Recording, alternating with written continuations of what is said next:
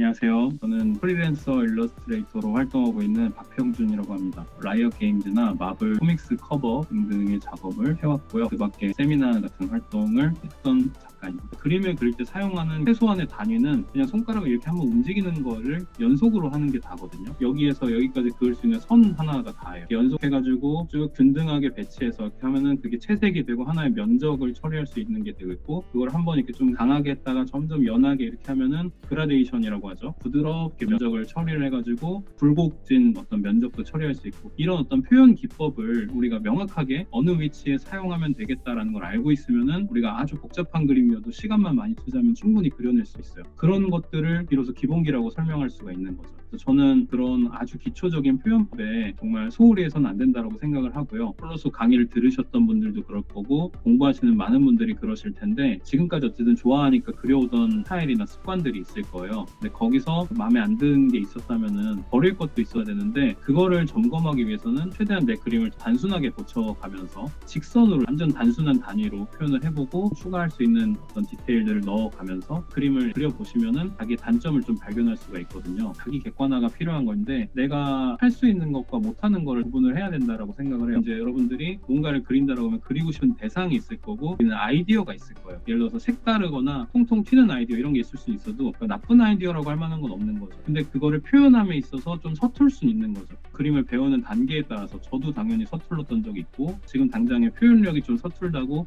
이 그림은 뭐 망했어 라든지 약간 그렇게 생각할 필요가 없다라는 거죠. 저도 입시를 치렀다 보니까 그 당시에는 아무래도 저도 잘 그려 보이기 위한 그런 표현들이 필요했었어요. 수시도를 잘 사용하고 컬러풀하게 사용을 해야 된다라든지 보여주기 식으로 많이 접근을 했던 게 아닌가. 그러다 보니 결과물이 제가 생각한 것만큼 예쁘게 나오질 않더라고요. 애초에. 나중에 뭔가를 그릴 때는 제가 좋아했던 것들을 그냥 떠올리면서 오히려 더 어릴 때 그리는 방식으로 돌아갔달까요? 어릴 때는 그냥 좋아하면은 그렸어요. 그런 방식으로 접근해서 내가 좋아하는 그림을 따라도 한번 그려보고, 아니면 그 풍에서 내가 좋아하는 포인트를 짚어서 흉내내고 했더니 그냥 자연스럽게 얻어졌던 것 같습니다. 보통 그림을 공부하는 과정에 있어서는 그 대상에 대한 부분을 모르는 게 많다 보니까 이 대상에만 집중하기 마련이에요. 종이컵 같은 경우에는 원 구조에 뭐 원통이 이렇게 연결돼 있다라든지 뭐 이런 식으로 대상에 대한 연구를 하게 되는데, 컵을 바라본다라고 했을 때 동그라미를 그려도 네모를 그려도 원기둥처럼 우리가 흔히 알고 있는 그런 식으로 그려도 모두 컵의 모양이다라고 해요. 이거의 어떤 차이를 나타내는 거는 사실은 그게 이제 나인 거죠, 나. 왜냐면 어느 위치에서 보느냐에 따라서 이렇게 모양이 달라지는 거기 때문에 나에 대한 것들을 좀 많이 생각을 하게 되고, 더 나아가서 어떤 인물을 하나 그린다라고 해도 이 인물이 오늘따라 뭐 쓸쓸해 보일 수도 있고 아니면 기뻐 보일 수도 있고 하는 그런 느낌을 내가 받았기 때문에 그렇게 느껴서 그리기까지 하는 그런 과정이 앞서 표현이 돼 있어야지 그림이 성립이 된다고 생각해요. 무언가를 그냥 보고 그리기만 하는 거는 프린트가 하는 일과 어쩌면 다르지가 않죠. 그림 그릴 때 대상만 생각할 게 아니라 그거를 바라보는 나에 대한 생각, 내가 왜 이걸 그리고 싶은지나 이걸 왜 아름답다고 느끼는지에 대해서 자기가 자세하게 알고 있어야 아무래도 그게 그림에 또 표현이 되지 않나 싶어가지고 자기에 대한 공부도 좀 많이 해야 된다라고 학생분들한테 좀 설명을 드리는 편입니다. 어떤 나무를 그린다고 하지만 그 나무가 감수성적으로 유독 약간 외로워 보인다 어떤 느낌을 갖고 있지 않으면 길 가다가 그냥 만나는 흔한 나무에 불과해요.